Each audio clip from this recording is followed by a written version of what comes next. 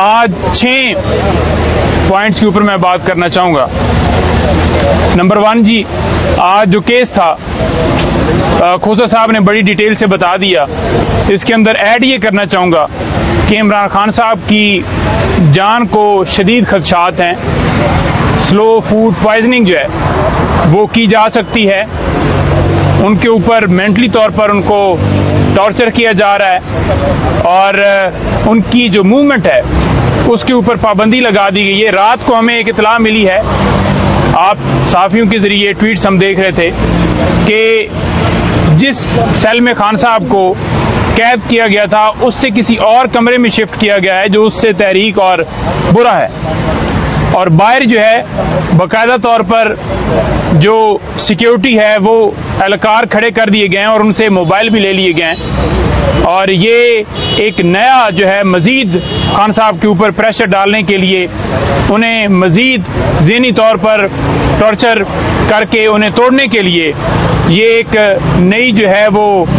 چال چلی گئی ہے۔ ہم اسلام آباد ہائی کورٹ میں آئے ہیں اور یہ معاملہ پرسوں کے لیے فکس ہو گیا ہے۔ انشاءاللہ میں پوری امید ہے کہ اس کے اوپر فیصلہ دیا جائے گا۔ حالانکہ پہلے اعتراض یہ تھا کہ یہ معاملہ پہلے ڈیسائیڈ ہو چکا ہے۔ مجھے یہ بتائیں کہ کیا ان کی جو جان کو خدشات ہیں اس حوالے سے کوئی آرڈر پاس ہوا تھا؟ نہیں ہوا تھا۔ کیا جو میڈیکل ہم کہہ رہے ہیں کہ ہم ڈاکٹر ہو، ہیلتھ آفیسر ہو جو چیک کرے اور کھانا محفوظ جو ہے آگے بھجوایا جائے، کیا اس حوالے سے کوئی ہدایت ہوئی تھی؟ نہیں ہوئی تھی۔ جو ان کے چلنے کے اوپر پابندی لگائی گئی ہے، کیا اس حوالے سے کوئی ہدایت ہوئی تھی؟ نہیں ہوئی تھی۔ تو جو ہدایت ہوئی نہیں ہے تو پھر کیسے کہا جا رہا ہے کہ جناب یہ معاملہ پہلے ٹیک اپ ہو چکا ہے اور اس کے اوپر ڈیسائیڈ ہو چکا ہے؟ تو لہٰذا پرسوں کے لیے معاملہ فکس ہو گیا ہے، اعتراضات آج ختم ہو گئے ہیں، اور ہم اچھی امید کرتے ہیں کہ انشاءاللہ جلدی سے جلدی عامر فاروق صاحب اس کے اوپر فیصلہ دیں، کیونکہ جان کے خدشات، جان جو ہے وہ سب سے پہلا جو ہے وہ ان کا حق ہے، اور یہ آئین پاکستان جو ہے وہ انہیں حق دیتا ہے اور اس کے اوپر فوراً سماعت ہونی چاہیے۔ دوسرے نمبر پر میں 2-3 چیزیں کر کے جی، دوسرے نمبر پر آج ہم جو نیب کے اندر جو لوگ ہر روز سوال کرتے تھے کہ آپ نے نیب سے جو ضمانتیں خارج ہوئی تھیں، توشہ خانہ کیس یا القادر ٹرسٹ کیس، تو اس میں ہم اسلام آباد ہائی کورٹ میں آج جا چکے ہیں، اور جو 2 ضمانتیں ہماری خارج ہوئی تھیں ان دونوں آرڈرز کو ہم نے چیلنج کیا ہے۔ اس میں بہانہ یہ بنایا گیا تھا کہ خان صاحب عدالت میں پیش نہیں ہوئے، عدم حاضری کی بنیاد کے اوپر وہ ضمانتیں خارج ہوئی تھیں، حالانکہ ویڈیو لنک کے ذریعے یا انہیں طلب کر کے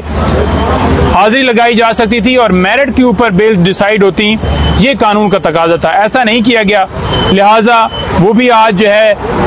فائل ہو جائیں گی انشاءاللہ۔ اور اس کے ساتھ ساتھ آج لاہور میں اسی طرح سے 7 عمران خان صاحب کی جو ضمانتیں خارج ہوئی تھیں ان تمام آرڈرز کو ہم نے چیلنج کیا ہوا تھا، اور آج وہ بھی فکس ہے۔ کل ایک بڑی اچھی نیوز اس حوالے سے آئی کہ عمران خان صاحب کی 9 ضمانتیں بحال ہو گئی ہیں،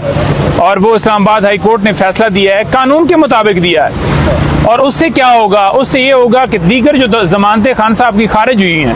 جیسے کہ کہا جاتا تھا کہ وہ خان صاحب سائفر کیس سے نکلیں گے تو نیب القادر میں گرفتار کر لیے جائیں گے، یا دوسری ضمانتیں خارج ہیں 9 مئی والی، دوسری تیسری، تو وہ معاملہ اب انشاءاللہ ودن اے ڈیز معاملہ حل ہوتا ہوا نظر آ رہا ہے، کیونکہ یہ آرڈر جو ہو گیا ہے اسی کی کو دیکھا جائے گا اور اسی کے ساتھ مطابقت کر کے وہ تمام ضمانتیں بھی ہماری بحال ہو جائیں گی۔ اچھا، اس کے ساتھ ساتھ جو ہے آج بشرا بی بی صاحبہ کی عمران خان صاحب سے اڈیالہ جیل میں ملاقات ہے، اور جو ان کے ساتھ جس طرح سے ٹریٹ کیا جا رہا ہے، آج مزید اس حوالے سے جو ہے وہ ان سے پوچھا جائے گا، اور پھر آپ لوگوں کے ساتھ ہم بات کریں گے، کیونکہ لاسٹ ٹائم جب ہماری ملاقات ہوئی تھی اور خان صاحب نے بڑا اظہار کیا تھا کہ میرے اوپر اس طرح سے پابندیاں لگائی گئی ہیں، اڈیالہ جیل شفٹ کرنے کا مقصد یہ ہے کہ عمران خان صاحب کے اوپر یہ پابندیاں لگا کے اور جلدی سے جلدی اس ٹرائل کا فیصلہ کر کے عمران خان صاحب کو سزا دی جائے، کیونکہ آپ دیکھ رہے ہیں کہ بیل والا معاملہ سٹل پینڈنگ ہے، بیل ڈیسائیڈ نہیں ہو رہی، لیکن ٹرائل جو ہے وہ اس کو دوڑ لگی ہوئی ہے۔ اس کے ساتھ ساتھ اور یہ بتاتا جاؤں کہ کل عمران خان صاحب کو جو سائفر کیس جہاں پر لگا ہوا ہے جج ابوالاسناد صاحب کے پاس، وہاں پر بلایا گیا ہے کہ کاپیاں جو ہیں وہ ڈسٹریبیوٹ کرنی ہیں، تو کیا عدالت اپنا حکم منوائے گی؟ کیا عدالت جو ہے، جیسے کہ آپ کو پہلے پتا ہے کہ ڈسٹرکٹ کورٹ میں اسی طرح سے حکم دیا گیا اور خان صاحب کو پیش نہیں کیا گیا، خوف صرف تصویر کا ہے، خوف صرف عمران خان صاحب کی ویڈیو کا ہے، تو کیا امپلیمنٹ ہوگا اور خان صاحب کو پیش کیا جائے گا؟ یہ بڑا اہم معاملہ ہے۔ اور آخر میں میں یہ بتانا چاہتا ہوں کہ ان کا پلان کیا ہے، یہ کرنا کیا چاہتے ہیں سائفر کیس کے اندر۔ پلان یہ ہے کہ عمران خان صاحب کو جس طرح سے انہوں نے توشہ خانہ کیس کے اندر ٹریپ کر کے، جھوٹا کیس تھا، سزا سسپینڈ ہوگی، اور پھر چھپا کے ان کی گرفتاری ڈالی گئی اور ریمانڈ کب لیا گیا نہ انہیں پتہ ہے نہ لیگل ٹیم کو پتہ ہے۔ اب کیا ہو رہا ہے؟ اب یہ ہو رہا ہے کہ 28 گواہ جو ہیں اس کے اندر انہوں نے گواہی دے دی ہے۔ اب اعظم خان نے جی سٹیٹمنٹ دے دی ہے جی۔ ایسی سٹیٹمنٹ کی کیا ویلیو ہوگی جو اغوا کر کے لی جائے؟